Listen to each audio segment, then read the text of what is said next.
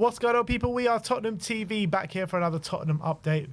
We're going to go into the last 24 hours of Tottenham news, doing the rounds on all the various different publications. A lot of transfer news, or quite a bit of transfer news to get into, not from the best sources. I grant you that, but we're going to get into them anyway and see what you guys think of them. So we're going to start off talking about Eberechi Eze. The Bleacher Report claimed that Eberechi Eze remains a player of huge interest to Tottenham Hotspur, and the Crystal Palace winger is believed to be one of their top targets this summer. Spurs are currently leading the race for Eberechi Eze. I mean, he hasn't kind of reached the heights this season as he did last year. Still a player who I think has, got unbelievable amounts of talent, and a player that I'd love to see through the door at Spurs. He does apparently still have that release clause in his contract of around 60 million. Do you see him fitting in here still? I mean, I think he does fit in if we sign him, but I don't know if we maybe commit the amount of money it will take to get him. Maybe we were more convinced last time. I think he's had a bit of an inconsistent season. I still think he's playing well, but he's having one of those seasons where we've seen it with a number of top players who fail to get a big move, and then sometimes they can go off the boil a bit distracted with other things. Maybe he feels like he's bigger than Palace right now. He's getting to the age where he probably needs a big move to go to that next step in his career, and maybe he feels like at Palace right now he should be at a higher level. And I think this season hasn't really been great, to be honest. And I think if he wanted to guarantee a big move, he probably needed to keep up his standards. So I don't know if Tottenham go in for him this summer. As much as I still think he's a great player, and I think we probably still should, I don't know if we will, because how much is the release clause? 60 million. I mean, it's not. I still think it's a decent price for him. I still think for the player he is, but I feel like he could go to a Newcastle or something like that. I think that's probably going to be a next step. But I would still like Tottenham to have their hat in the ring. But is it fair to say Maddison's had a better season than him this season? So I don't know if we are we going to shelve Maddison? I don't think so. As well, we've got a lot of players at the moment who can play off the left-hand side, so I just don't see at the moment us shelving 60 million for him. Yeah, they say his release clause 60 million, right? And last year they weren't willing to budge on that. But this year, going into this summer, he's going to have 2 years left on his deal. So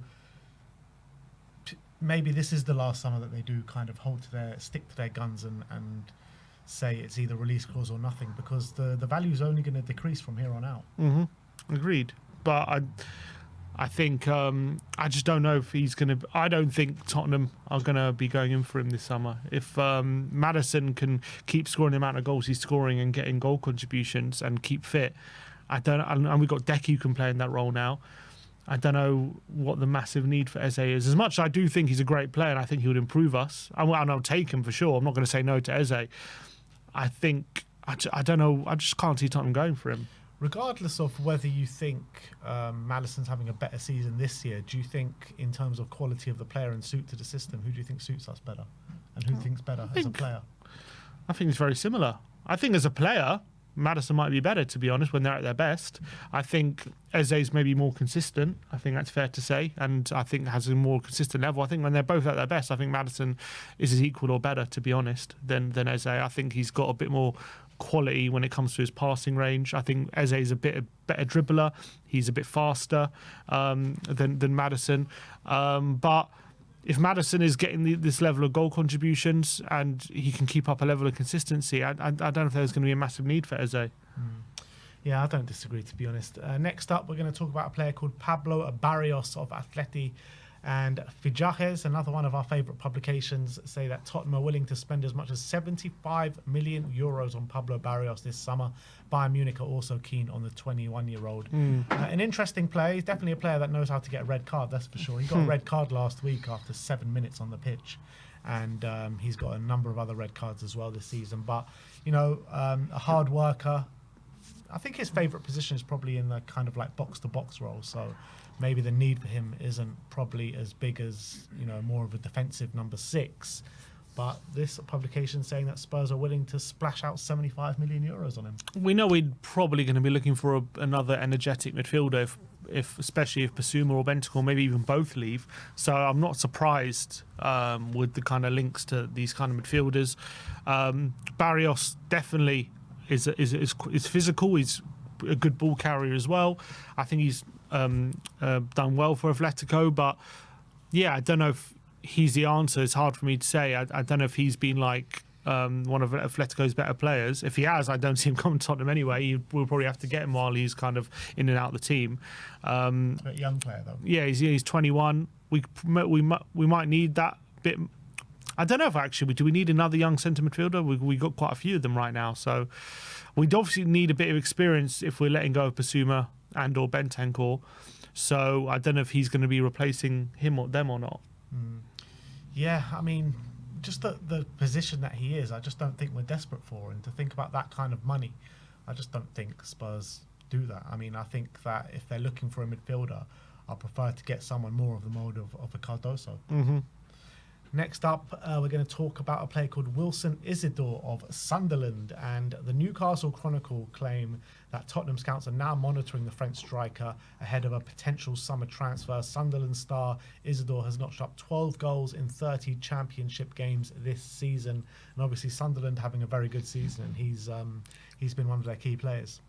Yeah, and he's physical. I do think he could do well in the Premier League, actually. I was soaring some of his goals the other day. He scored a brilliant goal on, I think it was on the weekend or maybe last weekend. And he's got a good touch. He's strong. But again, if we let go of Richarlison, which I think was likely in the summer, we've still got Tell now. It depends if we keep hold of him or not. I guess depends on those two. Obviously, Solanke's here. We know he's a really good striker for the system. I think if Tell sticks around, I don't see us going for him. If Richarlison sticks around, I don't see us going for him. If both of them go out the door, we're going to need another striker. Then maybe we look at him. But even then, I think we'd probably go for someone different anyway. But I think it's important to keep tabs on these kind of players who you think can fit the system, just in case. You never know in football. You've got to have contingencies. But I don't see Isidor being someone who comes in the summer. Yeah, I mean, Where do they think where's Tell's like future going to lie? Because, you know, at Bayern Munich, we normally did play off the left. We saw him have a fairly good performance in the 9 against Manchester United last time out. I thought he looked a lot better in the 9 when against Aston Villa, where on the left he looked a bit lightweight to me. It all depends, I guess, where they see Tell's future if we are going to sign him. Agreed, but even with, I think at the moment, he's obviously 19. He's still figuring out where his best fit is. I think the reports are he sees himself more as a forward striker than he does a winger. But when you're that age, you could easily change it. But I guess he does want to get into a situation like Rashford, where he doesn't really know his best position and he keeps like flirting between the two, not knowing which one he's best at. And I think he would want to figure that out sooner rather than later. But I think at the moment it looks like he wants to be a 9. So if that's the case, I don't see Tottenham signing another one in the summer. Yeah, so you think he's coming to replace Richarlison pretty much, Tell then? Yeah. Next up, we're going to talk about another striker, though, anyway. And Team Talk, another great publication, fantastic, say that Tottenham remain keen on Juventus striker Dusan Vlahovic and have now been handed a significant boosts in their attempts to secure the Serbian services. This is because some of the Premier League rivals that were interested in him, including Arsenal and Chelsea, have now cooled their interest in the former Fiorentina man. Juventus are open to sanctioning a sale for the 25-year-old and their expected demand of around £50 million for his services. Yeah, I don't see this happening. Not in a million years, to be honest. I don't know if he's a right fit for us anyway. I don't know if he has that kind of aggressive off-the-ball nature that we're required in our system. Obviously, a lot depends on who the manager is next year anyway, if it's Ange or not. But if I'm going to assume it is, then I don't know if Vlahovic is the kind of guy that we want. His goal-scoring record has hit a bit of a decline as well at Juve. Motta doesn't seem to fancy him. He seemed to go on for Mawani, who obviously we wanted. He seemed to have taken his place in the moment. I don't see us signing him for big money. I think if he leaves Juve, I don't think he comes to Tottenham, to be honest. Yeah, I mean, he's done well since joining Juve, hasn't he? I mean, first year he was pretty poor, 7 goals and 15, but still as a strike rate, it's not terrible. 10 in 27 the season after, 16 in 33 last season, where he had a really good season. He seemed to just bail them out of trouble time and time again last season. And this year, he's on 8 goals in 19 games. So he's a 1 in 2 striker, which is good, but I'm not saying his strike rate is bad, but I don't know if he's like an elite striker. Not saying like hey, you have to be an elite striker to play for Tottenham, but he's coming here because he would want to be the number 1 striker. I don't think he would be with Solanke here. Yeah, it's true. But again, it's all about having a squad and having options in every area of the pitch. And again, it goes back to the conversation of Tel and where they see Tel and where we're going to focus our. I really do hope that when it comes to the summer, we're just focusing all our attention on the wingers in terms of the attacking options. Yeah, that's just what I want it to be. Yeah, I don't think we're going to go for a big striker, to be honest. I don't see it happening. Roma Live, which is obviously a Roma publication, say that Tottenham have expressed an interest in Gianluca Mancini. not Roberto Mancini, but Gianluca I was about to say, that's manager. Mancini. Gianluca, yeah, the centre-back. Yeah. We've been linked to him before. I like... Under Conte we were. Yeah, under Conte. I think he probably would have been a better fit under Conte, but I think he probably fits Ange's system as well. I quite like him. He's aggressive. He's decent on the ball as well. Maybe it's a Paratici kind of recommendation, potentially.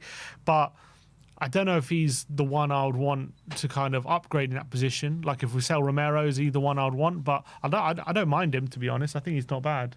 Yeah. I'm undecided on him. Is he quick enough to play the system? Yeah, I don't know about that. I think he's not slow, but I don't know if he's like really, really fast. So. Next up, we're going to be talking about Ben Davies, and Team Talk again, not the best source, say that Leeds are putting in place plans to sign Tottenham player Ben Davies if they win promotion to the Premier League. The Championship side believe that he could be surplus to requirements come the end of the season for Tottenham Hotspur. I believe that Spurs are about to take up the option for Ben Davies to extend his contract for another year, which could suggest that Spurs could be willing to cash in this summer, maybe. I mean, either way, it means you could look at it either way. If he doesn't sign one, he's going to be on free. If he does sign, we'll cash in on him. But I think it's time. As much as I like Davies, as much as I do think he's done well when he's stepped in. Don't get me wrong, and I appreciate the length of time he's been in this club. I think if we can get money for him, I think I still would, and I think I'd want to upgrade on that. And this is no slight on him. I just think he's probably been here just that bit too long, and I think. As much as he's good, I think if we can get some money for him, get someone younger who probably fits the system a bit more perfectly, I think that's probably the best course of action. But look, if he was to stick here around here for another year, see how his contract, I'm not totally against it, but I just think that's probably the best course of action for us if we want to really close the gap to those top teams. I think Davies is good, as I reiterate. I just think we could do better. Yeah, I mean, look, that time will come eventually anyway, whether it be this summer or next summer. And I think every time he steps foot on the pitch for Tottenham, he does himself, justice. Because I think he's been one of our better performers at centre-back this season as well. And on top of that, we have many injuries there. But he's a player that can be relied upon, isn't he? He's reliable. I still think he plays well and he keeps a certain level of performance, which is not to be sniffed at. But I still think the deficiencies in his game still leave us open. Even he plays well, don't get me wrong. I just think he's not a perfect fit for the system, and that's just reality. As much as he does well and plays well, the profile that he is still isn't the perfect fit in my opinion. So if we can cash in on him, I would. But if he stays here, I also think it's not a bad option to have. Yeah, I think I'm happy for him to stay here from now until the end of next season, and I think it's all up to him, what he decides, what he wants to do. Does he want to go somewhere and be a starter week in, week out, or does he want to stay here for another year and be another squad option once again for Tottenham Hotspur? So I think if I was in Ben Davies' shoes, I'll probably say maybe it is time to move on, and maybe it is time to see the last 3 or 4 years, whatever it may be, of my career starting somewhere. Yeah, I just don't think whatever manager we want will bring in, or if it's still Ange, I don't think they're going to see Ben Davies as a starting centre-back. Yeah. Unless we have a manager who plays a back three, then I think maybe he's got a chance. But in a back two, he's good, but I still think I still think he gets targeted a bit, and I still think it leaves us bit short. And last but not least, we've got quotes from Dejan Kulusevski. He was asked in an interview with Fubo who he thinks the most underrated young player was at Spurs. And I found the answer quite interesting. And he says, let's see, everybody is getting their praise. It's so hard to pick someone not getting their praise. I think there are a lot of young players, so I can say Dane Scarlett. Dane Scarlett's most underrated. Yeah, that's what he says. Nice. That's good words. And obviously he came back, got his goal against Elfsborg, which was a brilliant moment for him. I think he's looked bright since he's come back into the fold at Spurs, and the loan spells we know hasn't gone too great for him. And I think his future is very much up in the air at the moment in terms of where it lies. Is it another loan spell? Is it a permanent? Is it even getting a chance at Tottenham? That's very much up in the air. But I'd love for Dane Scarlett to really live up to that early career hype and really make it at this club. And it's really great words from Decky. And I watched some of the training videos from Tottenham. He does seem to bang them in training with his finishing. So let's hope he can really make it here. But at the moment, I think it's fair to say it's very unclear what the future holds for Dane. It's interesting, isn't it? Because you mentioned the training. I remember being with you out in Korea and out in Japan, and we were watching the open training sessions there, and he was always one of the better finishers, wasn't he? Mm-hmm. Like, he was brilliant. I think we were both like kind of so surprised of how good his finishing actually was in those, like, compared to the likes of, the top players that we have with the Sonnys and the Richarlisons and Solankis. I mean, he seemed to be up there with them. Well, if not better than some of them. Yeah, I don't know how many of those players was Solanke there. Solanke wasn't there. The other ones were. Yeah, I agree, and I remember being very impressed, and so I'd like him to get more opportunities. And when he has had them so far in a couple of spells against Elfsborg and Brentford, he's looked good. So let's hope he gets some more. But with Solanke's return on the rise, and obviously we've got Tell through the door now, still going to be hard for him. But he was on the bench in the last game as well. When you think about it, when these other players come back, I mean, it's going to be hard for him to even get on the bench. Yeah. That's the problem for him. So these next few games, while Solanke's out, are crucial for him to get some minutes. Yeah, absolutely. But that is your Tottenham update for today. Let me know in the comment section below your thoughts regarding all the news stories we've brought you today. Like, subscribe and comment. And as always,